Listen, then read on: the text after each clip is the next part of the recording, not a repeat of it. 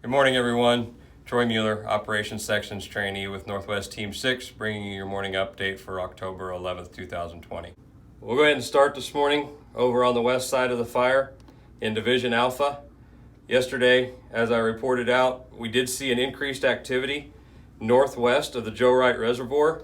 This was an area that we had been watching for several days that was right near the line. And yesterday it did push outside of the line. We had air attack over the top of it that was monitoring it and watching it.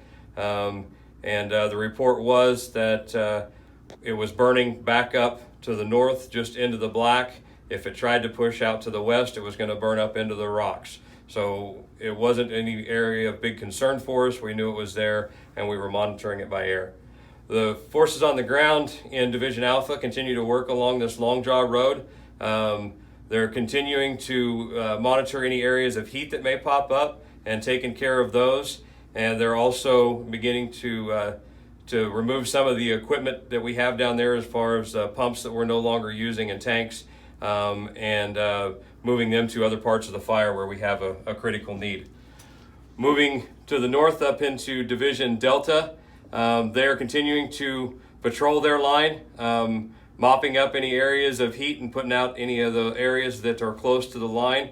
They're working further in from the line as they take care of those areas of heat that have been threatening the line. They're working further in from the line, mopping in, and we refer to that as getting more depth away from the perimeter of the line. They're making good progress, working from the 177 road, working around the fire's edge, back up to where the fire ties into the 177 again, and then working back to the east near the Roaring Creek area, and back up towards Division Foxtrot Lima. Foxtrot Lima is in this area as well. They're working this area around the Kilpecker line, back towards the 333A road. They're making really good progress in here. The report is that they're getting quite a bit of depth in off of the line, and they're finding less and less heat every day. Moving over into Division Romeo. If you'll notice from yesterday, we've added some black onto the map.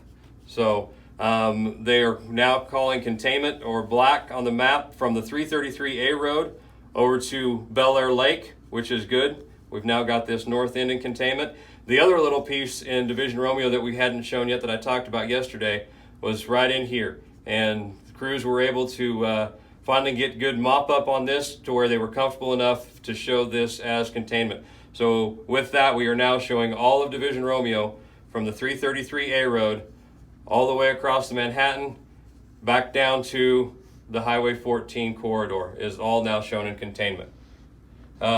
Moving down into Division Tango. Division Tango forces are patrolling all along the division. They're patrolling out in the Monument Gulch area. This is an area that had previously burned, but we don't want to forget about this area, so we're keeping forces in there that are patrolling that and keeping an eye on anything in there. They're also patrolling out to the east a little ways here on the 152 road. The other thing that is a heavy concentration for Division Tango is the Buckhorn Road. As the fire burns north of the CSU campus over here, we are making preparations for the structures out in here, and so crews are doing structure prep. They're removing fuels from around houses. They're putting in pumps and hose lines, sprinkler kits, much like what we've seen on the rest of the fire out here along the Buckhorn Road. Moving down into Division Victor. Division Victor is just south of Tango. They are doing much of the same thing on the south side of the Buckhorn Road. They're assessing the area up around Crystal Mountain, beginning structure preparation and putting in hose lays around structures up in this area, and continuing to look for any opportunities that we may have to put lines in out here to the east of the fire. Moving over into Division Uniform, which of course is where all of our action was yesterday, will be where most of our action is again today. We have crews engaged still in the CSU campus providing point protection and structure protection and around all the structures around the CSU campus, up around the Lutheran Church camp, the Sky Ranch camp up there, and the structures around Hourglass. We get a lot of questions on Facebook about George. The forces out there have checked on George, and he is doing just fine. We also have our Pingree Structure Group that is working out here. They're removing fuels, doing that structure prep, putting in pumps, and providing point protection in the Pingree Park area.